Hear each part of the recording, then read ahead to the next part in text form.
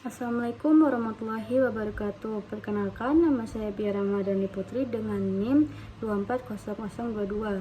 Di sini saya akan menyampaikan sebuah materi dalam sebuah buku yang berjudul Kepemimpinan Pendidikan.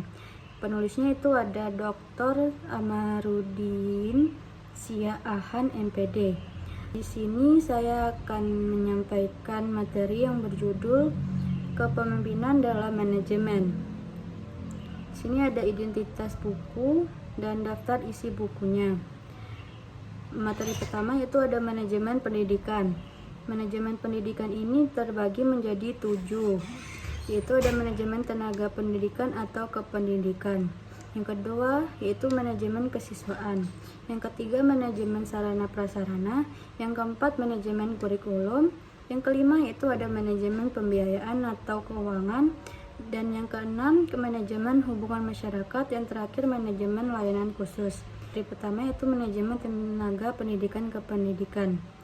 Berdasarkan Undang-Undang Guru dan Dosen pasal 10, kompetensi guru ada 4, yaitu pertama ada kompetensi pedagogik, yang kedua itu kompetensi profesional, yang ketiga itu kompetensi kepribadian, yang keempat kompetensi sosial.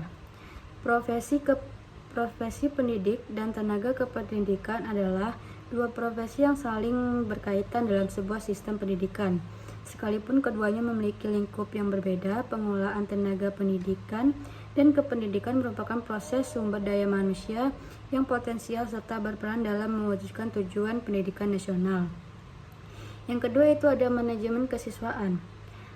Manajemen kesiswaan bertujuan untuk mengatur berbagai kegiatan dalam bidang kesiswaan agar kegiatan berjalan di sekolah dapat berjalan lancar, tertib, teratur, serta dapat mencapai tujuan pendidikan sekolah.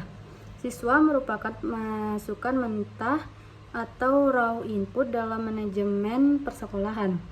Ketercapaian tujuan pendidikan dimanifestasikan dalam perubahan pribadi siswa dengan segala aspeknya. Manajemen kesiswaan atau Menja 2007 merupakan proses pengurusan segala hal yang berkaitan dengan siswa, pembinaan sekolah mulai dari perencanaan penerimaan siswa, pembinaan selama siswa berada di sekolah sampai dengan siswa menamatkan pendidikannya melalui penciptaan suasana yang kondusif. Yang ketiga yaitu ada manajemen sarana prasarana.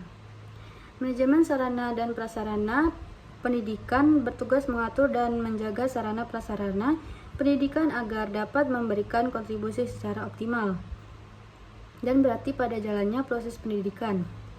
Yang keempat yaitu ada manajemen kurikulum. Kurikulum adalah rencana tertulis tentang kemampuan yang harus dimiliki berdasarkan standar nasional, materi yang perlu dipelajari, dan pengalaman belajar yang harus dijalani untuk mencapai kemampuan tersebut, dan evaluasi yang perlu dilakukan untuk menentukan tingkat pencapaian kemampuan serta peserta didik, seperangkat peraturan yang berkenaan dengan pengalaman pelajar peserta didik dalam mengembangkan potensi dirinya pada satuan pendidikan tersebut. Selanjutnya ada manajemen pembiayaan keuangan. Pembiayaan merupakan faktor yang sangat menentukan dan merupakan bagian yang tak terpisahkan dalam kajian manajemen pendidikan untuk menyelenggarakan pendidikan yang lebih baik. Selanjutnya ada manajemen hubungan masyarakat. Hubungan sekolah dengan masyarakat perlu dikelola secara produktif agar masyarakat memiliki sekolah, sehingga terbentuk program sekolah dengan masyarakat untuk mewujudkan program-program sekolah. Dengan demikian, keterlibatan masyarakat dalam manajemen kurikulum dimaksudkan agar dapat memahami, membantu, dan mengontrol implementasi kurikulum, sehingga lembaga pendidikan atau sekolah lain dituntut kooperatif juga mampu mandiri dalam mengidentifikasi kebutuhan kurikulum. Selanjutnya itu ada manajemen layanan khusus. Manajemen layanan khusus menurut Mulyasa 2004 meliputi manajemen perpustakaan, kesehatan, dan keamanan madrasah.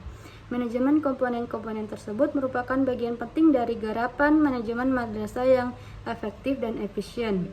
Pengelolaan layanan khusus adalah suatu proses kegiatan memberikan pelayanan kebutuhan kepada peserta didik untuk menunjang kegiatan pembelajaran agar tujuan pendidikan bisa tercapai secara efektif dan efisien. Materi selanjutnya itu ada efektivitas kepemimpinan dalam manajemen pendidikan.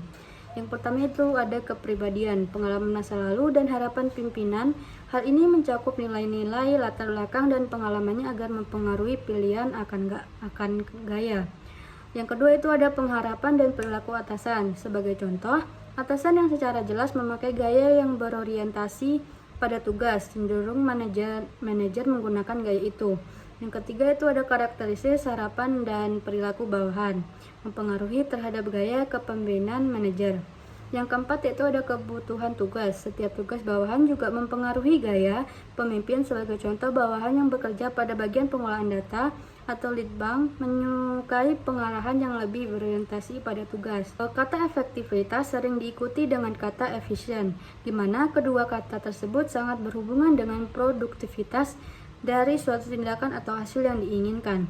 Produktivitas merupakan perbandingan antara hasil kerja berupa barang atau jasa dengan sumber-sumber bahan atau tenaga yang terpakai dalam proses produksi itu. Suatu yang efektif belum tentu efisien. Demikian juga sebaliknya, suatu yang efisien belum tentu efektif. Dengan demikian, istilah efektif adalah melakukan pekerjaan yang benar sesuai serta dengan cara yang tepat untuk mencapai tujuan yang telah direncanakan. Baik, kesimpulan dari materi yang dibahas yaitu kepemimpinan dalam manajemen pendidikan sangat penting untuk menentukan arah, kualitas, dan keberhasilan dalam pendidikan. Pemimpin yang efektif mampu merumuskan visi yang jelas, mengambil keputusan bijak, mendorong kolaborasi, serta menciptakan perubahan positif. Kepemimpinan yang baik akan meningkatkan mutu pendidikan dan menciptakan lingkungan belajar yang kondusif. Dan ini ada daftar pustaka dari buku tersebut. Baik, hanya itu yang bisa saya sampaikan. Apabila ada salah kata mohon dimaafkan. Saya akhiri, wabillahi taufiq wal hidayah. Wassalamualaikum warahmatullahi wabarakatuh.